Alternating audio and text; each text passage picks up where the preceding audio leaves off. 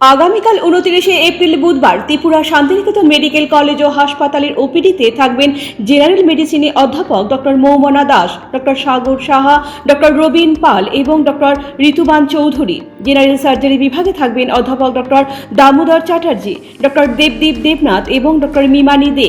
মানসিক রোগ বিভাগে থাকবেন অধ্যাপক ডক্টর সজল কুমার গুপ্ত। প্রসূতি ও স্ত্রী বিভাগে থাকবেন অধ্যাপক ডক্টর এ.কে. রক্ষিত। অ্যানাস্থেসিয়া বিভাগে থাকবেন অধ্যাপক ডক্টর শঙ্করী রয়।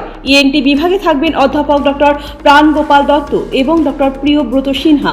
চক্ষু বিভাগে থাকবেন ডক্টর পাইচন্দ্র মগ এবং ডক্টর টুসি মলসম। শিশু বিভাগে থাকবেন ডক্টর অমিতাভ চক্রবর্তী, ডক্টর স্বপ্না সিনহা এবং ডক্টর অনুভব ঘোষ এবং ডক্টর অলিভিয়া দাশগুপ্ত। ডেন্টাল ওপিডিতে থাকবেন ডক্টর জয়শ্রী মজুমদার। অর্থোপেডিক্স বিভাগে থাকবেন ডক্টর নবারুণ দেবনাথ। ফিজিওথেরাপিতে থাকবেন অরিন্দম বিশ্বাস এবং স্লিমা সাহা। শান্তিনিকেতন মেডিকেল কলেজ ও হাসপাতালের ওপিডির পাশাপাশি আইপিডি বিভাগও চালু রয়েছে। আইপিডি বিভাগে আয়ুষ্মান ভারত পরিষেবার সুযোগও উপলব্ধ রয়েছে। জেনারেল মেডিসিন, জেনারেল সার্জারি ও চোখের চিকিৎসা, এই তিনটি বিভাগে আয়ুষ্মান কার্ডে স্বাস্থ্য পরিষেবা দেওয়া হচ্ছে। আপনার স্বাস্থ্য আমাদের দায়িত্ব।